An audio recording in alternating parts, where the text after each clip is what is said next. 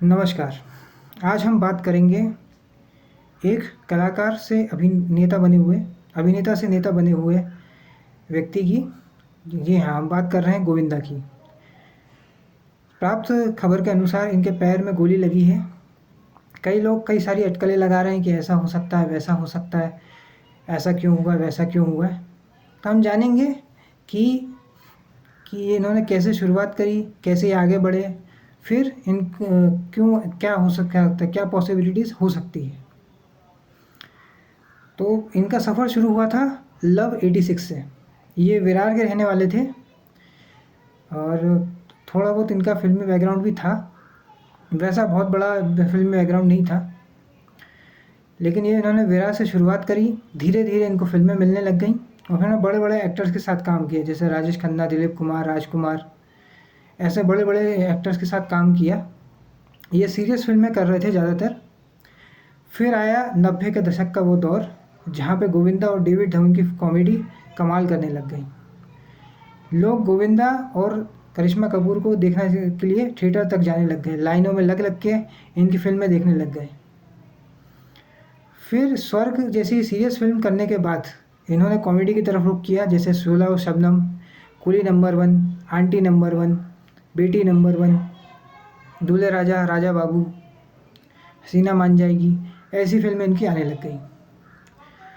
और फिर ये कॉमेडी कर करके बहुत बड़े स्टार बन गए। 1996 में सबसे बड़ी हिट फिल्म आई इनकी कुली नंबर 1। उसके बाद आया इनका डाउनफॉल। अब जैसे ही इनका डाउनफॉल आया, आपको तो पता ही है कि फिल्म वाले जो है खाली वी आर फैमिली ऐसे कहते हैं, ऐसा होता नहीं है।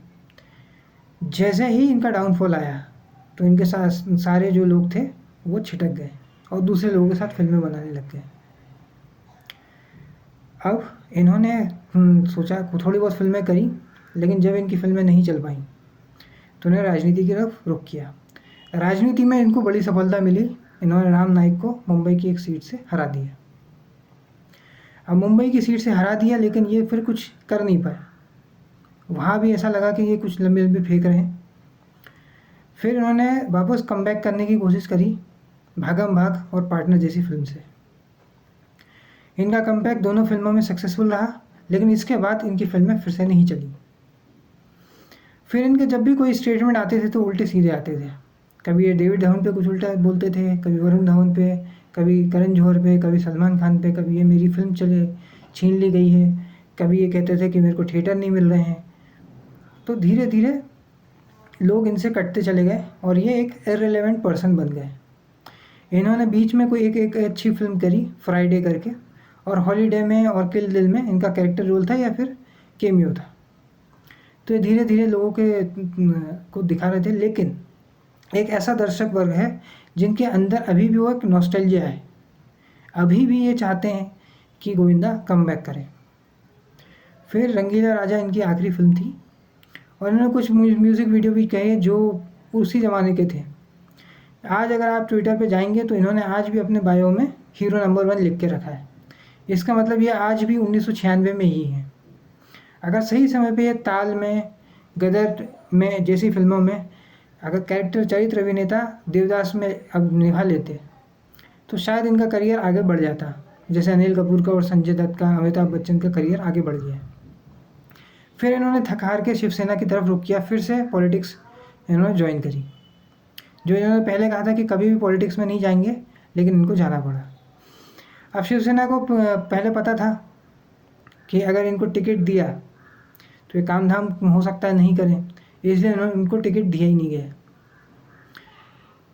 अब प्रश्न ये उठता है कि इतने सारे लोग इनको ट्रोल क्यों करते हैं। जो भी आप देखेंगे इनके बारे में बात करता है। एक एक्शन डायरेक्टर ने बोला कि ये सबसे बढ़िया एक्टर हैं, लेकिन ये लेट आते थे, डिसिप्लिन नहीं था, इसलिए धीरे धीरे धीरे करके इनको फिल्में मिलना बंद हो गई। आज ये जो हैं फिल्म इंडस्ट्री में जैसी इनकी हालत है, वो इस कारण से है कि ये समय की कदर नहीं करी, इसलिए समय अब इनका नहीं रहा।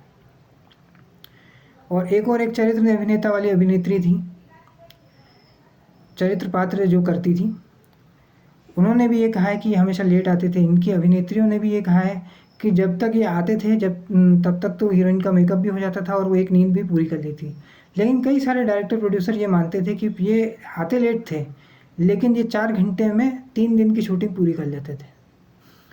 तो ये बात हुई कि इनका कैसे डाउनफॉल हुआ। अब बात करते हैं इनकी न्यूज़ की, कि इनके पैर में गोली सुबह 4:30 या 5 बजे जितना भी बताया जा रहा है कैसे लगी। अभी गन साफ़ कर सुबह 4:30 बजे गन क्यों साफ़ करेंगे? और इतना बड़ा एक्टर जो है इनके पास तो कई लोग होंगे, तो गन साफ़ करवाने के लिए भी कई जनता रहेगी इनके पास। तो यह एक पुराने डायरेक्टर हैं प्रहलाद नियलानी, जो सेंसर बोर्ड के अध्यक्ष भी रहे थे, थोड़े बहुत विवाद में भी रहे थे, जेम्स बॉन्ड का कोई सीन इन्होंने काटा था इसलिए। तो उन्होंने कहा था कि ये जो है अजीब अजीब चीज़ें करने लग गए थे। जैसे इनका जो कभी मुर्गी लेकर आ जाते थे और कहते थे मुर्गी के साथ शूटिंग करेंगे। कभी कहते थे कि यही सेम शर्ट जो है इसी के साथ मैं पूरा दिन शूटिंग करूँगा, दूसरा कुछ पहनूंगा ही नहीं। कभी शूटिंग में गायब हो जाते थे। इन्होंने खुद ने भी कहा है कि ये दूसरे किसी गुरुजी के साथ हैं। तो आपने देखा होगा कि एक बुरारी के ऊपर हाउस ऑफ सीक्रेट्स करके एक डॉक्यूमेंट्री बनी थी। उसमें ये बताया जाता है कि वो पूरा परिवार एक कल्ट को फॉलो करता है, वो जैसे जैसे बोलते हैं वैसा वैसा ये करते जाते हैं। तो अब ये सारी जो चीज़ें हैं अजीबोगरीब, कई सारे लोग जो इनके बारे में बोलते हैं, जो इनके करीबी हैं वो भी बोलते हैं। तो हो सकता है कि ये किसी कल्ट को फॉलो करते हों और इस तरह से चीज़ें हुई हैं। इस बात से डिनाई नहीं किया जा सकता, क्योंकि ये सब चीज़ें जो इंसान करता है उसकी कोई ना कोई तो वजह होती है। अगर ये कल्ट को फॉलो कर रहे हैं तो हो सकता है ये भी इनके डाउनफॉल की एक वजह रही हो। और कई लोग डिप्रेशन की बात कर रहे हैं। डिप्रेशन में अगर गोविंदा जैसे लोग हो ही नहीं सकते, क्योंकि ज़ीरो से ऊपर गए हैं, ज़ीरो से हीरो बने हैं। और पुराने इंटरव्यू में भी बोल चुके हैं कि आज मैं चल रहा हूँ, कल चलूँगा, इसकी कोई गारंटी नहीं है। तो इसलिए मैं इतना कोई फ़र्क मेरे को पड़ता नहीं है। हालांकि बीच में इन्होंने उल जलूल बयान जरूर दिए हैं कि अवतार में इनको रोल ऑफर हुआ था, और भी इन्होंने कई सारे कंट्रोवर्शियल स्टेटमेंट दिए हैं कि मेरे को 100 करोड़ का काम मिल रहा है। आदमी जब फ्लॉप होने लग जाता है तो जनता जो है उससे पक जाती है, और इस चक्कर में ऐसे कई लोग कल्ट को फॉलो करते हैं, कई बाबाओं को फॉलो करते हैं। तो इस तरह से कर करके अजीब गरीब चीज़ें इनके साथ होने लग जाती हैं। जैसे कि आपने बुरारी की डॉक्यूमेंट्री में देखा होगा। अगर आपने नहीं देखा है तो हाउस ऑफ सीक्रेट्स नेटफ्लिक्स पे है, आप देखिए, आपको समझ में आएगा कि कुछ लोग अंधविश्वास में, मतलब कुछ लोग जब फेल होते हैं तो अंधविश्वास में इतना ज़्यादा इन्वॉल्व हो जाते हैं कि वो कुछ भी अजीब अजीब चीज़ें करते हैं। अब जो गन होती है, आपको पता रहता है कि वो जो गन का ट्रिगर रहता है वो एक लोहे का शील्ड रहता है उसमें, वो ऐसे गिर के वो नहीं हो सकती। ऐसे ही जो ट्रिगर रहता है उसका, वो पहले उसको लोड करना पड़ता है ऐसे करके, आपने फिल्मों में देखा होगा। बिना उसके नहीं हो सकता है। ऐसा नहीं हो सकता कि बिल्कुल कुछ भी हो जाए। फिल्म नहीं है ये कि गन गिरेगी और आपके ऊपर गोली चल जाएगी या साफ़ करते वक्त गोली चलेगी, ऐसा नहीं होता है। तो ये थ्योरी जो है वो थोड़ी सी गले के नीचे नहीं उतरती है। कई लोग जो है अंडरवर्ल्ड का भी लॉजिक देते हैं, लेकिन अंडरवर्ल्ड इतना बड़ा एक्टर को दिक्कत ही क्या होगी। अंडरवर्ल्ड तो वैसे भी खदेड़ा जा चुका है अभी, और डिप्रेशन में ये किसी भी एंगल से लगते ही नहीं है। डिप्रेशन में होते भी तो बंदा पैर पे क्यों गोली चलाएगा, और सुबह के 4:30-5 बजे क्यों करेगा। तो ये सारी थ्योरीज लॉजिक में कल लगती नहीं है, और इनके बारे में जो इनके साथी लोग बोलते हैं वो ज़्यादा सूट करता है इनके ऊपर। हो सकता है कि ये एक कल्ट को फॉलो करते हैं।